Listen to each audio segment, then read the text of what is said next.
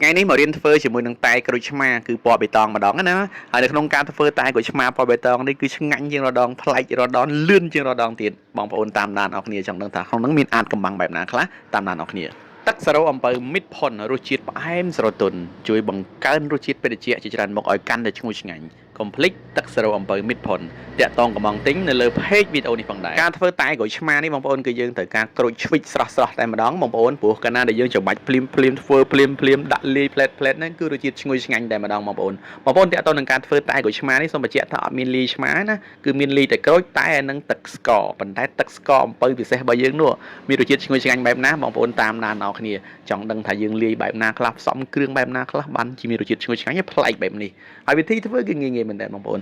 ក្រូចរបស់យើងហាន់ធម្មតាណាបងប្អូនហើយយកមកច្របាច់ធម្មតាមកបងប្អូននៅក្នុងវីដេអូនេះដោយសារតែខ្ញុំអត់មានតម្រងបងប្អូនអញ្ចឹងយើងច្របាច់ចូលកែវ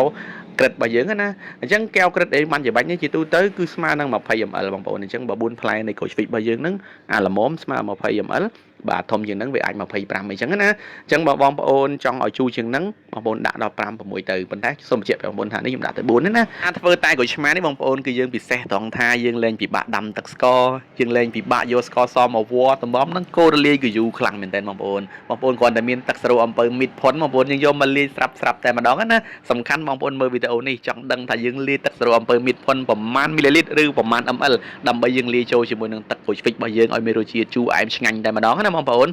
ទឹកសារ៉ូអំពៅមីតផុននេះខ្ញុំសូមបញ្ជាក់បងប្អូនថាយើងប្រើកម្រិត40 ml ឬក៏40 មីលីលីត្រណាបងប្អូនយកទៅលាយជាមួយនឹងទឹកក្រូចឆ្វិចយើងមកដាក់លាយចូលគ្នាបងប្អូនកន្លែងហ្នឹងកូរឲ្យសព្វតិចណាបងប្អូនដោយសារទឹកសារ៉ូអំពៅមីតផុនរបស់យើងមានជាតិខាប់តិចផងដែរហើយកាលណាដែលយើងកូរលាយឲ្យសព្វល្អ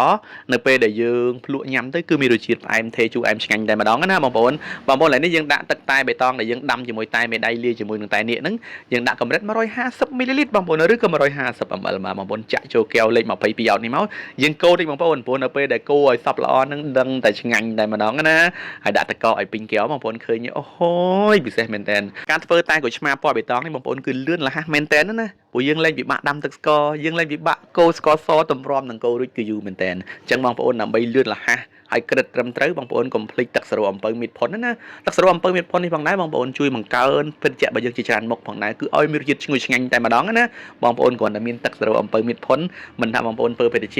មិនថាបងប្អូនចម្អិនអាហារបងប្អូនអាចប្រើបានទាំងអស់ផងដែរហើយបងប្អូនដែលអត់ទាន់ share កុំភ្លេច share ទុកម្នាក់មួយណាហើយបើបងប្អូនឆ្ងល់បងប្អូនអាច comment នៅខាងក្រោមវីដេអូបងប្អូនគ្រាន់តែមានទឹកសារ៉ូអំពៅមីតផុននេះបងប្អូនអាចបង្កើនរសជាតិពេទ្យឬក៏អាហារជាច្រើនមុខយើងបានឲ្យមានរសជាតិឈ្ងុយឆ្ងាញ់ផងដែរកំងទិញតាក់ទងនៅលើ page វីដេអូនេះផងដែរ